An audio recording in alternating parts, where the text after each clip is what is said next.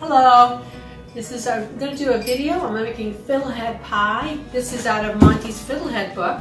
Our friend Margaret Webb brought us over some frozen fiddleheads, and I've had them defrosted here, but I'm going to have to give them a quick rinse just to get rid of some of the ice crystals. Now, when you receive fiddleheads as a gift, you want to make sure that the person who did the picking knows what they were talking about. It's your book cover, Monty. Because you want to make sure that they actually picked fiddleheads, they didn't get brackens, that they didn't get them off the side of the road somewhere, and they would have pollution. You want them from a clean source, and at the time of picking, they should be rinsed and blanched and then frozen, and these have been properly done. This is fiddlehead pie, which is a fiddlehead quiche. It's my favorite recipe from this book. There are 125 fiddlehead recipes. Fiddlehead season here in Maine is usually around the first or second week of May. I'm going to get going on this and preheat to 350. I used to make my own pie crust out of lard. I was a real purist. Are these as good? No. But are they good enough? Yes. So we're going to be using these today. And the first one has already fallen all apart. So this is going to have to get used for something else. The second one doesn't look a whole lot better, but it's going to be, as I said, good enough. Preheat to 350. Cook the pie crust about 20 minutes. You want to pre-cook it, so otherwise it will get a little soggy. I need to cut up an onion. You want to chop up the onion fairly small so that when you saute it with your fiddleheads, which I'm going to start my water on here, so it's going to probably mess with your sound. Let's just give these a quick rinse. I don't know if you can see, fiddleheads will have a little bit of a brown, it's almost like crepe papery kind of covering on some of them, and usually when you pick them that gets rinsed off, and these are pretty clean. We have fiddleheads out back. One year we actually pick and froze 80 pounds. Won't be doing that again. There's no way to use 80 pounds fiddleheads. Lots of people here in Maine forage them for themselves, and then you have commercial pickers. You have to watch them because they sneak down back and they come around with big baskets and they will clean out a fiddlehead growth pretty quick.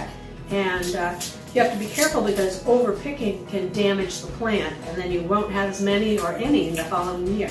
So you got to guard your fiddlehead territories pretty carefully. It's kind of like, you know, the good spot for fishing for trout.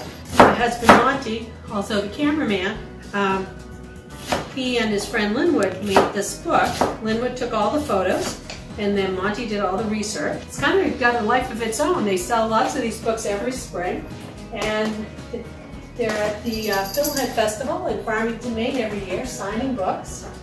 And he's kind of like the Fiddlehead King. Didn't see that coming.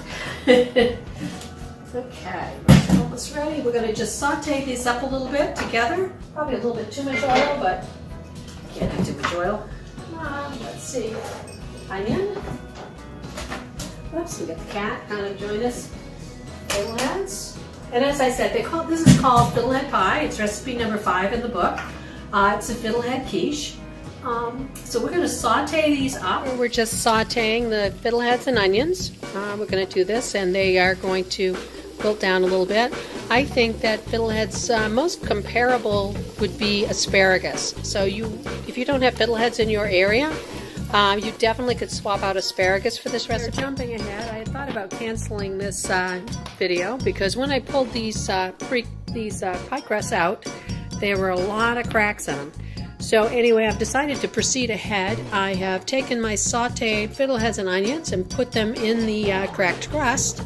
I've decided to do both. So usually this will make one large pie, but this was kind of in between, so I'm splitting it between the two crusts.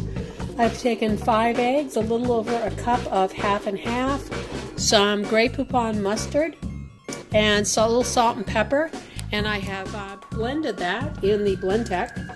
And now I'm going to sprinkle some, probably 3/4 cup cheese in each pie, and then I'm going to top it with my egg mixture, and then we're going to bake it. Here's what it looks like before we're going to pop it in the oven. And like I said, I put the cheese on top, and then I put the egg mixture and split that between the two pies. And we're going to bake it for how long, Monty? Can you look quick? Now my sister says that people are either bakers or cooks. And bakers, everything is very exact and measured. And cooks, you can just wing it. I think I'm more of a cook than a baker because I never follow the same recipe twice. And I'm always, making little changes to it as I go. Okay, these are going in a 350 oven for 50 minutes. We'll see you in an hour. We just pulled the two fiddlehead pies out of the oven. We're eating late tonight. It's already 8:41. I think my original plan was to have a little side Caesar salad with it, but I might skip that and just have the pie.